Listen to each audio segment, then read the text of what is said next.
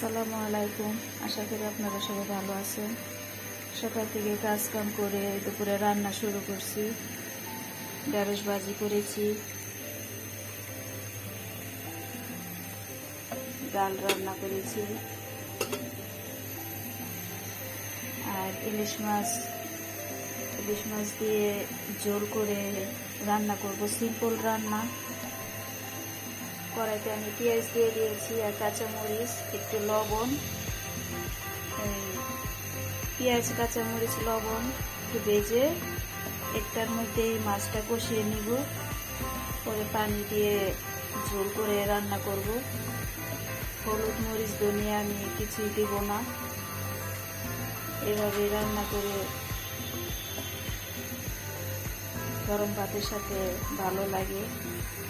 Simple রান্না, ইলিশ মাছের ঝোল। এই চুলাতে ভাত বসিয়েছি।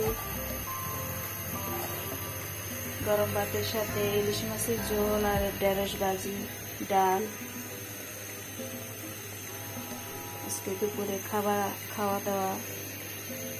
দেখতে থাকেন কিভাবে রান্না করি ইলিশ মাছটা।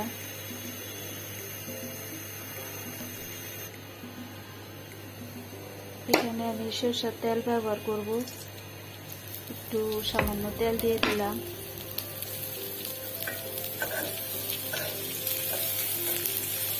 কাঁচামরিচ পেঁয়াজ একটু ভেজে মাছটা দিয়ে দিব, একটু লবণ দিয়ে দিব,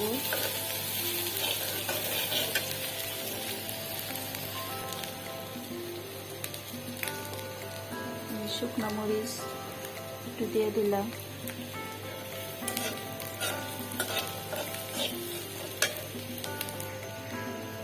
স্বাদ মতো একটু লবণ দিয়ে দিব।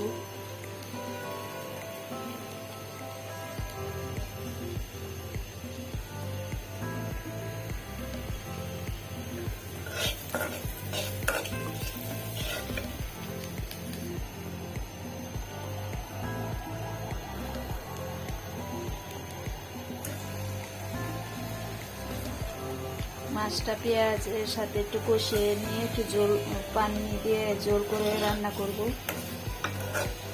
সিম্পল রান্না, আর কিছু মশলা ব্যবহার করব না। একটু ঝোল করে মাছটা রান্না করব।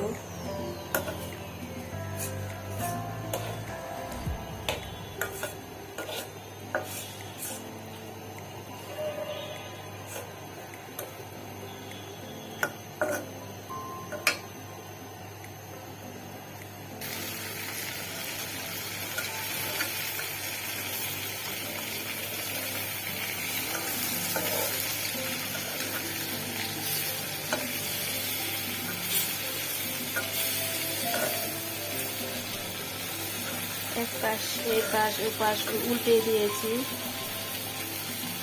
এবার একটু পানি দিয়ে দিব। ইলিশ মাছের ঝোল সিম্পল রান্না, এইভাবে আমাদের রান্না করলে ভালো লাগে গরম ভাতের সাথে।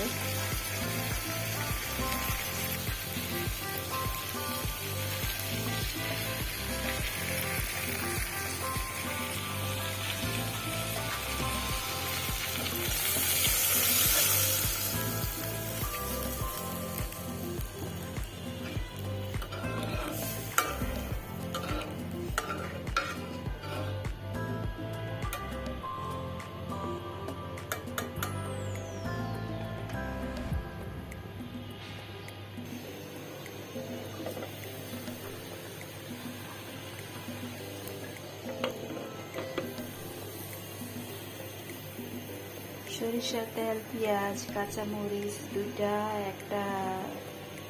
একটা দুটো শুকনো মরিচ আস্ত তেলের মাঝে ভেজে মাছটা পেঁয়াজের মধ্যে এভাবে কষিয়ে রান্না করেছি।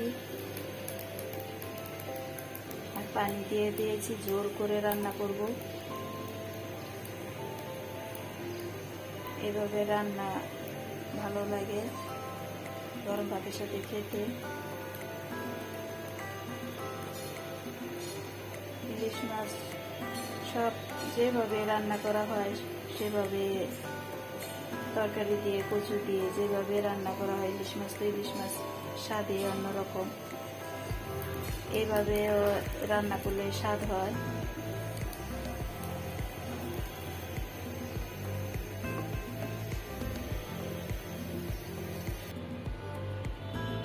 ভাত রান্না হয়ে গিয়েছে, এখন মার গালিয়ে নিব। ইলিশ মাছের ঝোল তরকারিটা রান্না হয়ে গিয়েছে।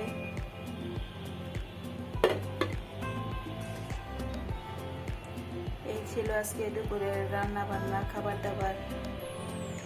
ভিডিওটা ভালো লাগলে সবাই লাইক দিবেন, সাবস্ক্রাইব করবেন। সবাই আপনারা ভালো থাকেন, সুস্থ থাকেন, আমাদের জন্য দোয়া করবেন। আসসালামু আলাইকুম।